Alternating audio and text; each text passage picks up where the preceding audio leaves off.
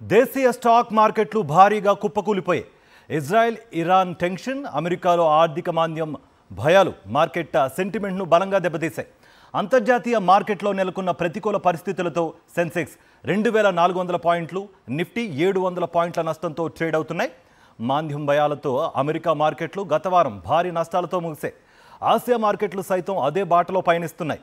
ఈ నెగిటివ్ ఎఫెక్ట్తో మన స్టాక్ మార్కెట్లు కుప్పకూలిపోయాయి. లక్షల కోట్ల మదుపర్ల సంపద ఆవిరైపోయింది.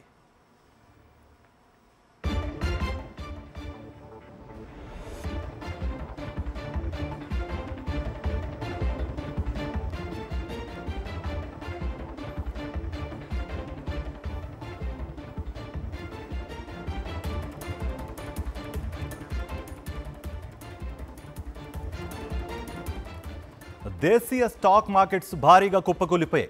ఇజ్రాయెల్ ఇరాన్ టెన్షన్, అమెరికాలో ఆర్థిక మాంద్యం భయాలు మార్కెట్ సెంటిమెంట్ను బలంగా దెబ్బతీశాయి. అంతర్జాతీయ మార్కెట్లో నెలకొన్న ప్రతికూల పరిస్థితులతో సెన్సెక్స్ 2400 పాయింట్లు, నిఫ్టీ 700 పాయింట్ల నష్టంతో ట్రేడ్ అవుతున్నాయి. మాంద్యం భయాలతో అమెరికా మార్కెట్లు గత వారం భారీ నష్టాలతో ముగిశాయి. ఆసియా మార్కెట్లు సైతం అదే బాటలో పయనిస్తున్నాయి. ఈ నెగిటివ్ ఎఫెక్ట్తో మన స్టాక్ మార్కెట్లు కుప్పకూలిపోయాయి. లక్షల కోట్ల మదుపర్ల సంపద ఆవిరైపోయింది.